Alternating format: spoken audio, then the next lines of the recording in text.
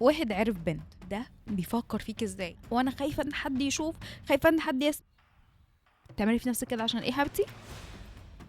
اذا كان هو محبكيش، اذا كان هو واخدك تسليه وانتي رافعه راسك فوق، محدش يمسك عليكي غلطه بيموت.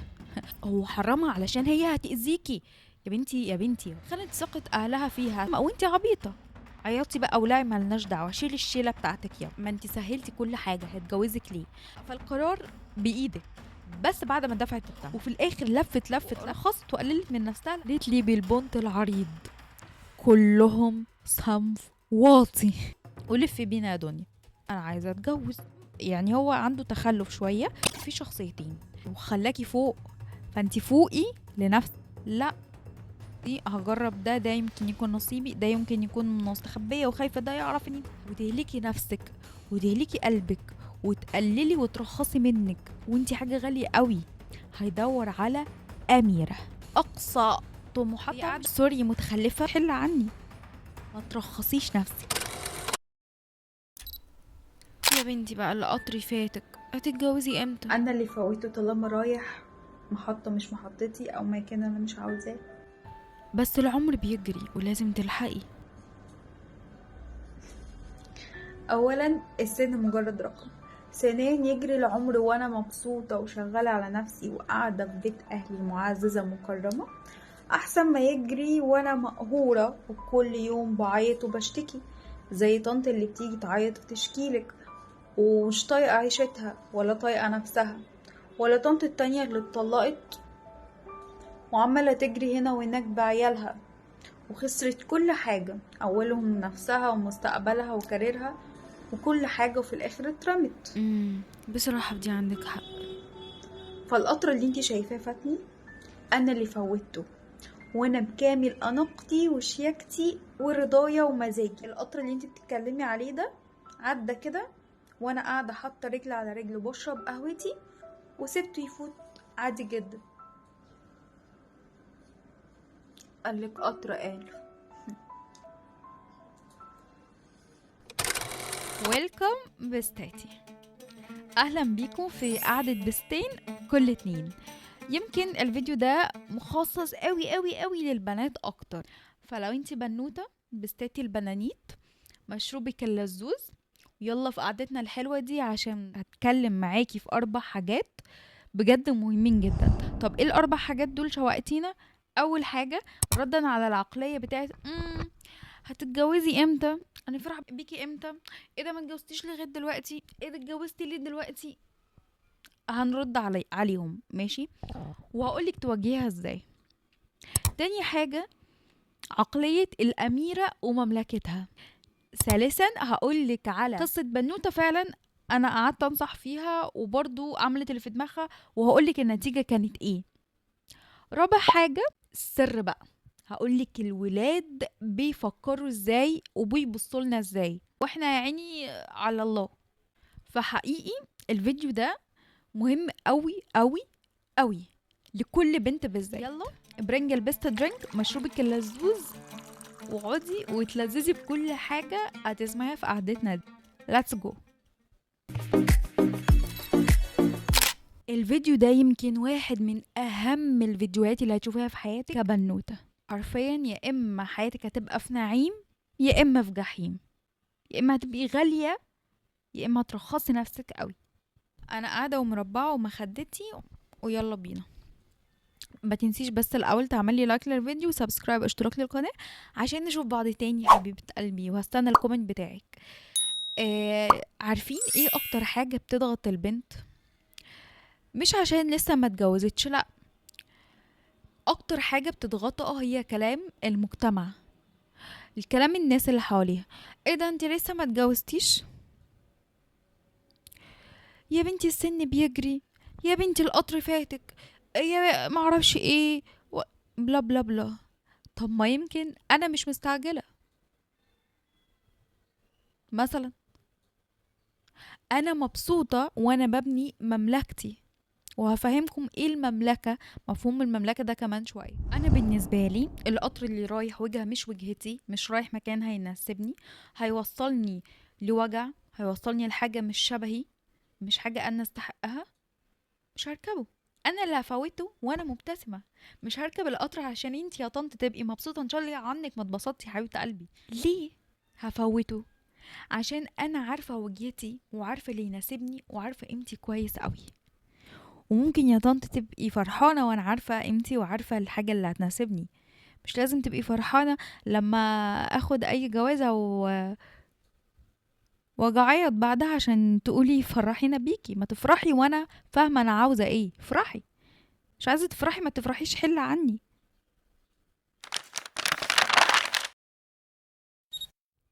تاني حاجه، الاميره ومملكتها. ايه قصه الاميره ومملكتها دي بقى؟ القصه يا ستي ان انا وانتي بنختار القصه اللي احنا عايزين نعيشها. هل انتي عايزه تعيشي دور البنت الضحيه اللي ملهاش شخصيه، اللي كلمه توديها وكلمه تجيبها، كلمه تطلعها وكلمه تنزلها، هلهوله بمعنى اصح نو شخصيه، تمام؟ ولا عايزة تعيشي قصة الأميرة ومملكتها؟ ودي اللي أنا القصة اللي أنا اخترتها تكون قصتي، الأميرة ومملكتها. أنا الأميرة، مملكتي أو مملكتك هي تبقى 5 حاجات: دراستك وتعليمك أو شهادتك، شغلك اللي هيقضي احتياجاتك وهيسندك بعد ربنا طبعا، 3 اهتمامك بصحتك وشكلك وجمالك، 4 اهتمامك بأخلاقك وانك تحافظي على نفسك كويس قوي، 5 واللي هي المفروض تبقى أول واحدة، قربك من ربنا، اهتمامك بأحسن علاقة في الدنيا هي علاقتك بربنا سبحانه وتعالى، تخليكي فوق ربنا اللي علاكي، علاني أنا وانتي وكرمنا في القرآن ووصى علينا كتير قوي، وخلى الوصول لينا مش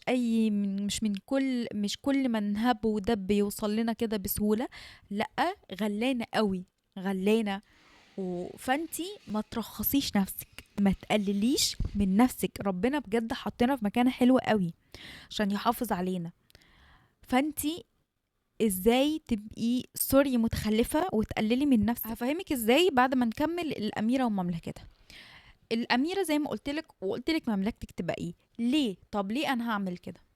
علشان لما هيجيلك حد، لما إن شاء الله الشخص اللي يكون من نصيبك يبقى أمير، مش يبقى عيل شمام، ماشي؟ ولا وراه شغل ولا مشغلة ولا ليه طموح ولا ليه أي حاجة، هياخدك هيصبحك بحلقة ويمسكي بعلقة، تمام؟ طالما انت ايه، اصل بصي، الشخص لو انت مثلا عايزه شخص دماغه متفتحه، شخص رياضي، شخص جميل، هو كمان هيبقى عاوز بنت جميله، عندها طموح، مش ما عندهاش شخصيه، بتهتم بالمملكه بتاعتها اللي انا قلتلك عليها، المملكه بتاعتنا اللي انا قلتلك عليها، بتهتم بيها بالمملكه. فالشخص اللي انت عاوزاه لازم انت تكونيه، لان هو لما يجي الامير، لما يجي يدور هيدور على اميره، مش هيدور على بنت ملهاش شخصيه، ملهاش حلم، اقصى طموحاتها، قاعده مستنيه اي حد يجي. هو مش الامير مش هيدور على واحده زي دي هيجيلها اي حد، واحنا عارفين ان الحدود دي ممكن تبقى عامله ازاي. لكن الامير هيدور على اميره، مش واحده سايبه كل حاجه وقاعده حاطه ايديها على خدها، ما عندهاش مملكه ولا عندها اي، سايبه المملكه اللي يولع يولع واللي يخرب يخرب، سايبه كل حاجه وماشيه تجرب. انا هجرب العلاقه دي، هجرب ده يمكن يكون نصيبي، ده يمكن يكون من نصيبي ده، وشاغله بالها بحاجات متخلفه شبه كده، اللي هي حاجات تفاهات بالنسبه لي انا، حاجات هتقلل منها مش هتزودها. لا، لو انت عايزة الأمير يجي حد ذو قيمة وقامة واسم وشامة وعلامة زي ما بيقولوا، انت لازم تكوني انت كمان أميرة مشغولة بالمملكة بتاعتك، وهتتقابلوا في الوقت المناسب، وده اللي هنسميه النصيب. فبكده تبقي انت فعلا هتحسي ان انت لقيتي نفسك، عملتي حاجة، لقيتي شخصيتك، وحافظتي على نفسك كويس قوي، ما قللتيش منها، ما قللتيش منها، مش قاعده تجري ورا ده وده وده وده وتهلكي نفسك وتهلكي قلبك وتقللي وترخصي منك، وانتي حاجه غاليه قوي الوصول ليها مش سهل. الوصول ليها يبقى رسمي بشهود وعيان، وان هو يدخل البيت لأهلك وياخد رأيهم ويطلب ايدك منهم، تبقي رافعة راسك كده وقدام كل الناس، مش قاعدة مستخبية وخايفة ده يعرف ان انت بتكلمي وخايفة ده يعرف ان انت تخرجي والكلام ده كله. لا، لا، ربنا ودينك غلاكي وخلاكي فوق، فانت فوقي لنفسك. يا أميرتي، يا جميلتي، يا سيدة كل النساء. أظن كده فهمنا مفهوم الأميرة ومملكتها، فخليكي الأميرة اللي مشغولة بمملكتها. أوكي؟ أوكي، اتفقنا. قوليلي تحت في الكومنتس إن احنا اتفقنا. تعالي بقى أقولك على تالت حاجة، وهي البنوتة اللي هي حابة تجرب بنفسها، ما سمعتش الكلام، ما سمعتش النصايح. بصوا، عشان اتفاق كده، انا بالنسبه لي اي حد، والله في شخصيتين. في شخص بيسمع وبياخد بنصيحة غيره، او بيستفاد من تجربة غيره يعني، ويقول لك فعلا لا، انا طالما ده جرب وشفت ده اللي حصل له، يبقى انا مش هروح الطريق ده. وفي شخص لا، دماغه تعبانة هو، زي اللي انا هقول لكم عليه دلوقتي، تقولك لا، وحش وانا هتجرب بنفسي واشوفه وحش، لازم اكتشف انه وحش بنفسي.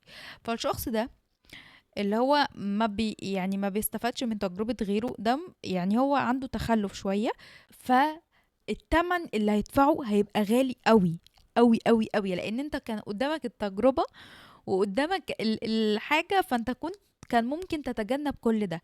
لكن هو الشخص ده ما وافقش ودخل شمر كده ودخل، لا انا برضو هجرب، انا برضو هعمل. فانت تستاهل اللي هيحصل لك، تستاهل ان انت تدفع تمن ده من وقتك وجهدك ومشاعرك وكل حاجة. ايه القصة؟ بص، بنوتة بتدرس، فهي حياتها عبارة عن ايه؟ انا عايزة اتجوز، هو ده طموحها، انا عايزة اتجوز. فبتعمل ايه؟ كل بنوته بتقعد في بيتها معززه مكرمه لغايه ما يجيلها نصيبها. لا، دي بتجرب بقى من علاقه للتانية للتالتة، فجربت كذا مره. قولها يا بنتي، يا بنتي مستقبلك، يا بنتي محدش هينفعك غير شهادتك، يا بنتي ده كل ده كلام فاضي، يا حبيبه قلبي اشتغلي على نفسك، يا حبيبه قلبي اهتمي بنفسك. تقولي لا، انا نشوف، يمكن ده نصيبي، يمكن ده، طب ده يمكن ده، طب يمكن ده، وهكذا. ولف بينا يا دنيا. وجيت سألتها بعد ما ما سبتها بقى، ما انا هعمل ايه، انا نصحتها وعملت اللي عليا. جت بقى، قلت لها ايه الاخبار؟ قالت لي بالبنت العريض، كلهم صنف واطي. والله العظيم هذا ما حصل، كلهم صنف واطي. يعني لفتها ودفعت التمن من وقتها ومجهودها ومشاعرها وكل حاجة، يعني رخصت وقللت من نفسها، لانها مشيت مع ناس هي في الدرة، يعتبر في الدرة، مش حاجة رسمي، مش حاجة قدام الناس كلها، مش حاجة حلال، يعني حاجة حرام، وخدت ذنوب وعملت دفعت حاجات كتير قوي قوي قوي قوي قوي بجد. وفي الاخر لفت وعملت برضو الصح، لفت للصح، بس بعد ما دفعت الثمن. فالقرار بإيدك، القرار بإيدك، عايزة تدفعي، ده مش ما بيفهمش، يبقى استحملي بقى، استحملي وتحملي نتيجة قرارك، وخليكي مسؤولة عنه. عياطي بقى ولاعي، ملناش دعوة، شيلي الشيلة بتاعتك، يلا. هاي بنات، قاعدة بصور لكم الفيديو. امبارح نمت وانا ما صورتش اخر جزء. النهارده تاني يوم بقى، هصور لكم اخر حتة واروح اصور فيديو جديد. اعملي سبسكرايب عشان تشوفي كل الفيديوز يعني. هطلع المايك. انا عايزه اجيب المايك التاني الهولي لاند، بس ب5000 جنيه. عماله افكر اوفر ال5000 جنيه يعني عشان اسبورت فيهم في حاجه انا هعملها الفتره الجايه، وهو البراند بتاعي. هرجع احييه من تاني، ولا اقول لا اجيب بيهم المايك عشان هيسهل عليا كتير. مش عارفه، قولوا لي رايكم في الكومنتس يعني. ده بصوا لازم احط ده في الموبايل. يا لهوي بنطلون البيجامه باين. اعملوا نفسكم شفتوش حاجه، احنا بنات مع بعض ماشي. آه، فاهمين؟ فقصه كده، قصه كبيره. فحاسه ان المايك التاني هنا علشان اسمع صوتي، شوف صوتي واضح ولا لا. قصه كبيره. يلا بينا. ركزي بقى معايا في الجزء ده قوي، وهو الجزء الرابع من الفيديو، علشان انا امبارح طبعا شلت الضوافر وصليت وكده. ماشي يلا نرجع لمرجوعنا. ركزي معايا في الجزء ده من الفيديو لانه جزء مشيق جدا. انت هتعرفي الناس اللي قدامك دي او الولد ده بيفكر فيك ازاي، الولاد بيفكر ازاي. تعالى اقول لكم ليه. انا هقول لكم علشان انا متربيه، كبرت وتربيت وسط، يعني احنا عيلتنا فيها ولاد اكتر من البنات، فانا يعتبر اتربيت وسط ولاد اكتر، ففاهمه بيفكروا ازاي، فاهمه بيبصوا ازاي، بسمع قصصهم وقصص صحابهم وصحاب صحابهم، فده يجي يحكي القصه، فانا كبرت وسطيهم، فانا فاهمه ده بيفكر ازاي ودي بتشوفها ازاي. تعالى اقولكم. واحد عرف بنت، تمام؟ عرف بنت، البنت دي كانت بتفهم اهلها انها رايحه الدرس او رايحه الجامعه، وتيجي تقابله ويخرجوا ويمسكوا ايد بعض وحاجات كتير. ده حلال ولا حرام؟ حرام، صح؟ يجي تفكير الولد يقولك ايه؟ يقولك ليه وانا اتجوز دي؟ طب ما انا ما انت سهلتي كل حاجه، هتجوزك ليه؟ يعني انت كل حاجه سهلتيها انها تتعمل غلط. ده اول حاجه. تاني حاجه بيقول لا، هي دي واحدة بتضحك على أهلها، بتفهمهم إنها راحة كده وبتعمل كده. أوكي أنا مبسوط باللي بيحصل ده، أنا مبسوط، لكن دي مش هخليها مراتي. يعني أكيد دي مش هتبقى مراتي. وإزاي دي هتبقى مراتي؟ إزاي هثق فيها؟ تقولي مثلا راح أبقى أنا في الشغل، تقولي أنا راح أودي العيال الدروس، وتروح الله أعلم بتروح فين وبتيجي منين وبتعمل إيه، والله اعلم عملت ده مع مين قبلي. فواحده خانت ثقه اهلها فيها، هتصون ثقتي انا؟ اهلها اللي ربوها وكبروها وعلموها ومخرجينها تدرس وتتعلم، وخانت ثقتهم فيها، يعني هامنها ازاي انا دلوقتي؟ فاهمه؟ وانتي عبيطه فاكره ان ده اصل ده عشان بحبه انا هعمل كده. امال ربنا ليه حرم الحاجه دي؟ وربنا مش حرمها عشان يضايقك وخلاص، هو حرمها علشان هي هتاذيكي. يا بنتي يا بنتي، ربنا اكتر حد بيحبنا، ربنا اقرب لينا من حبل الوريد، ربنا اللي بيحس بيكي اكتر من امك وابوكي، فاحنا خلقه، فهو بيحبنا. علشان كده لما يقول الحاجه دي حرام فهي عشاننا احنا، هو مش هيستفاد حاجه، ربنا مش هيستفاد مننا حاجه. انت لما هتعمليها لنفسك وهتاخدي عليها حسنات، لما تعملي الصح اللي ربنا قال عليه. لما تعملي الغلط هيجي على دماغك انت وهتاخدي سيئات. فاهمه حاجه؟ لان احنا جسمنا ده امانه، يعني ربنا مديهولنا امانه، احنا فلازم نخلي بالنا من نفسنا. ربنا هيسألنا عن كل ده، هيسألنا عن وقتنا، هيسألنا لا تزال قدم عبد حتى يسأل عن أربع: عن عمره فيما أفناه، وجسده فيما أبلاه، وعن ماله من أين اكتسبه وفيما أنفقه. فاهمين؟ فتكملة الحديث بقى، فكل ده احنا هنتسأل عليه. فلما ربنا بيحرم حاجة زي ما حرم المخدرات مثلا، محرمها ليه؟ شوفي المخدرات بتعمل ايه في الجسم، شوفي واحد مدمن اخرته بيعمل ايه، بيموت. فاهمه؟ فلو ركزتي في كل حاجه حرام ليه؟ علشان هي بتضرك كبني ادم.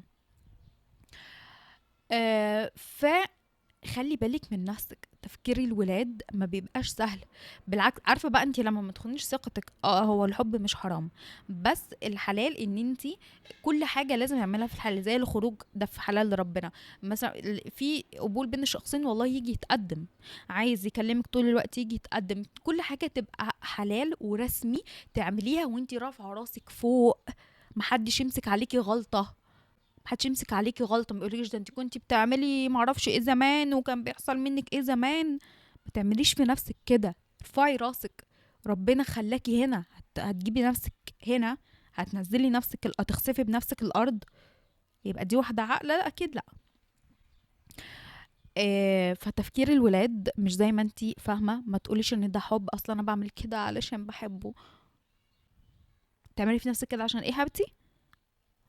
اذا كان هو محبكيش، اذا كان هو واخدك تسلية، واحدة بيقضي وقت معاه مسهلة كل حاجة، فيلا دوس، يلا دوس يا معلم. هروح اتجوزها ليه طالما كل حاجة متاحة دلوقتي؟ هروح اتجوزها ليه؟ وبعدين انا امين دي تبقى مراتي؟ بصي اصلا بيبصلك ازاي وانتي هبلة، يجي يضحك عليكي بكلمتين وانتي هبلة. ففوقي بجد، فوقي وغلي نفسك، وخلي الوصول ليكي مش سهل، الوصول ليكي حلال، وانتي دي فوق. ما بنططيش، ما بنعملش حاجه وانا خايفه ان حد يشوف، خايفه ان حد يسمع، ده بابا لو عرف هيقتلني، ده ما اعرفش مين لو عرف وانا ليه؟ لا لا لا لا، انا راسي في السما، راسي فوق. محدش يقدر يقلل مني، محدش يقدر يمسك عليا حاجه عشان انا ماشيه صح. فلما الواحد يتعب عشان يوصل لحاجة بيحترمها قوي وبيقدرها وبيحطها في عينيه ويديك الثقة ويديك كل حاجة.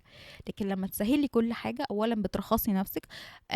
حاجة سهلة، انا ليه هبذل مجهود عشان اوصل لها؟ ما هي سهلة بتيجي مع على طول. فاهمة حاجة؟ فبليز، رسالتي للبنات، انا اتكلمت معاكم في 4 نقط اساسيه، حطيهم حلقه في ودنك، حطيهم حلقه في ودنك تتعاملي ازاي، وفكرتك الولاد بيفكروا ازاي وبيعملوا ايه وكل حاجه. فبليز be careful about yourself، خدي بالك من نفسك، وربنا خلقك غاليه، ما ترخصيش نفسك. انا ان شاء الله اعمل لكم فيديوز من دي كتير. عايزه البنات، عايزاكم تحكوا لي قصصكم، علشان ولو عايزين تسالوني في حاجه من عيوني طبعا، تحكوا القصص عشان كلنا نستفاد من بعض. وانا بشوف تعليقاتكم، بقرا كل تعليقاتكم بجد. ولو انت عايزه حاجه برايفت يعني تقولها لي بيني وبينك، ابعتيلي على الانستجرام. ويا بنات، حتى لو حد عمل حاجه غلط، فرصه ان انت تتوبي، فرصه ان انت تصلحي من ده، فرصه ان انت تعملي الاحسن.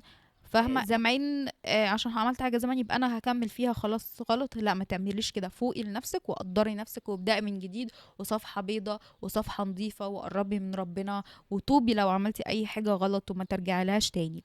وبجد انا مستنيه كومنتاتكم، مستنيه رسائلكم على الانستجرام. هحط لكم لينك الانستجرام تحت في الديسكريبشن. بحبكم جدا، بحبكم من قلبي من قلبي. ان شاء الله اشوفكم في فيديو جديد على خير، واسيبكم في امان الله.